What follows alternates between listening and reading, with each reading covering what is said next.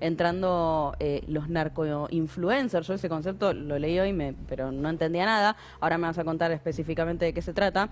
Pero ¿qué pasa con el crimen organizado 4.0, como lo llamas vos? ¿Cómo te va, Agus? A ver, claramente hacen uso de la tecnología como un recurso más, como un arma más. Lo más importante que en distintas pesquisas y medios informativos de Brasil se señaló en los últimos días fue la utilización de la banca digital, de fintech. Hay dos bancos señalados, dos instituciones financieras del estilo billetera que se sugiere que podrían haber operado alrededor de $1.000 millones a nombre de los 2 o 3 grupos más importantes de narcodelincuentes organizados. Los escuchaba en la nota anterior, uno de ellos hasta 30.000 integrantes tiene. Se está hablando de 1.000 millones y de técnicas de lo que llamamos smurfing, que es fraccionar, partir transacciones de pequeño monto para que los controles de los entes reguladores no los filtren, típicamente el lavado de dinero, las transacciones sospechosas. También hay una crítica fuerte a los organismos de control.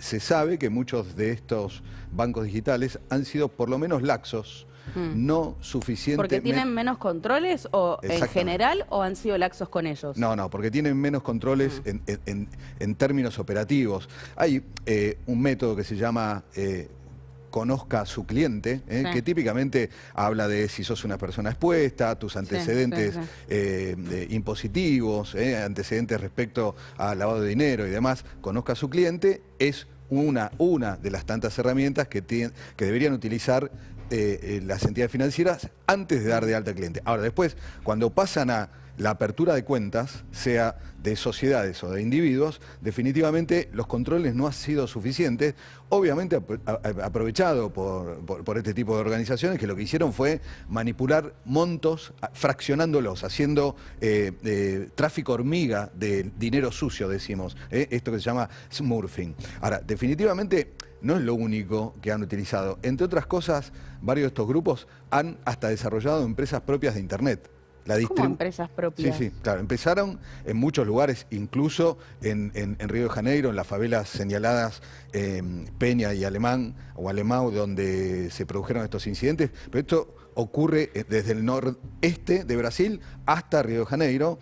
En principio empezaron a cobrarle peaje a los proveedores del servicio de Internet, cobrándoselo directamente a los abonados, es decir, a sus protegidos, a los vecinos, luego de lo cual terminaron ellos distribuyendo Internet, generando nuevas cooperativas para distribuir Internet y precisamente, entre otras cosas, Agus, lo que mencionabas antes, una de las fallecidas es Penélope, la musa del narcodelito, que precisamente lo que hacía era arengar a los integrantes de Vermelho, no solo eso, sino pasar mensaje a través de las redes sociales indicando sobre alguna amenaza, alguna necesidad de cambio de ruta o de protocolos para proteger a alguna persona que estaba presa. Les recuerdo que, entre otras cosas, muchos de los que manejan y son integrantes de este tipo de agrupación delictiva, están en la cárcel y operan a partir de ¿qué? Del acceso a Internet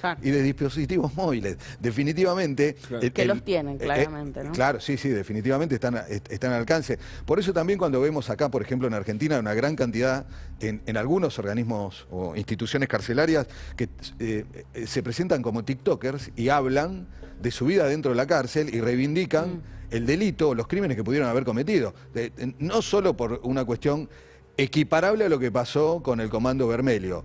Integrantes del Grupo Vermelho que manejan y gestionan las decisiones desde adentro de los institutos carcelarios, se manejan como si estuvieran en libertad a partir del acceso a Internet y a dispositivos móviles. En Argentina pasa algo parecido con la gente que reivindica desde adentro de la cárcel el mal vivir, pero por otro lado siempre nos preguntamos lo mismo, ¿no? Los familiares de las víctimas que ven en TikTok o en otras plataformas a los delincuentes que quizás terminaron con la vida de una víctima. ¿Cuál es la responsabilidad del Estado, del Estado que debe regular, o de las plataformas, desde el punto de vista de, vuelvo a la musa del narcodelito, de Penélope, la fallecida? Instagram, TikTok o las plataformas en las que generó los contenidos, no sabían de la peligrosidad de los contenidos y los dichos. Bueno, definitivamente hay una falta de equilibrio entre la moderación y la regulación. Es algo a lo que tenemos que ir. Pero hablando de tecnología también, entre otras cosas, vimos cómo el narcodelito organizado hizo uso de otros recursos tecnológicos. No sé si vieron los drones bomba. Sí, claro. Murieron 4 policías. Sí, sí. Hoy hay una cartelización de este tipo de método. Hezbollah, según muchos organismos de inteligencia, ha colaborado en la gestión del armado de este tipo de armas, desde los carteles o cárteles en México hasta el Comando Vermelho y otros comandos en Brasil, han utilizado este tipo de tecnología. Se trata de un dron doméstico que utiliza inteligencia artificial. Vos podés programar, Hugo, una ruta, identificar un objetivo. De hecho, en los incidentes de esta semana fallecieron 4 policías. Sí, del BOPE. Exactamente. Y la articulación de este tipo de método requiere solamente de un dispositivo como un dron doméstico. Claro. Y la conformación de la bomba o del dispositivo para lanzarlo está disponible en Internet. Hoy, utilizando algún tipo de habilidad, una IA puede darnos instrucciones sobre cómo utilizar un dron para lanzar una bomba. Ahí está. Desde el punto de vista de la confección, hemos visto que se utilizan sifones, botellas de plástico, de PVC, hasta garrafas de gas usadas, todo tipo de dispositivo grande, mediano, chico, cilíndrico, que pueda contener la presión de químicos que reaccionen bajo determinadas circunstancias.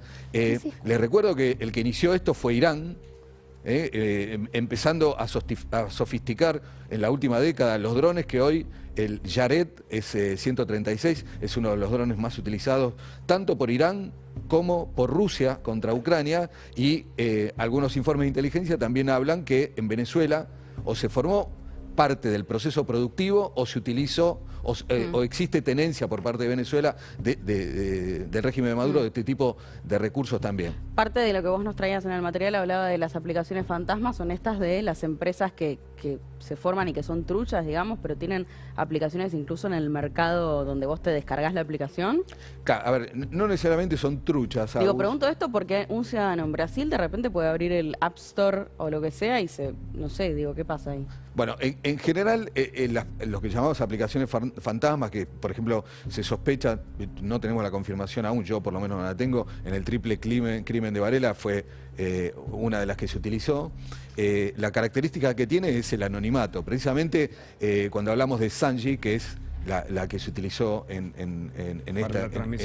para la transmisión, la particularidad es que solo necesitas un código que lo tenés que requerir, y a partir de ese código se instala. No tenés que asociarlo a un usuario ni a un número de teléfono, y eso precisamente es lo que colabora con el mantenimiento del anonimato. Claro. Asociar la identidad física con la utilización de tipo de plataformas es muy difícil, y por otro lado, estas aplicaciones, especialmente esta Sanji, muy utilizada en el ámbito delictivo, tiene 2 características particulares. Una, trabaja muy eficientemente con poca señal, y también lo hace con bajísima batería. ¿Asimilable a qué? En general, se establece que en lugares donde típicamente la visión que tenemos es una avioneta aterrizando en algún descampado, en algún lugar de la Argentina, tiene baja señal y poca disponibilidad para cargar batería, en ese lugar funciona. De esto se trata también. Gabriel, muchas gracias por la visita. Interesantísimo poder ver también esta lista de lo que está ocurriendo. Gracias. Nos vamos con información urgente que nos trae Facundo Chávez. Reiteramos, el presidente nombró a Diego Santilli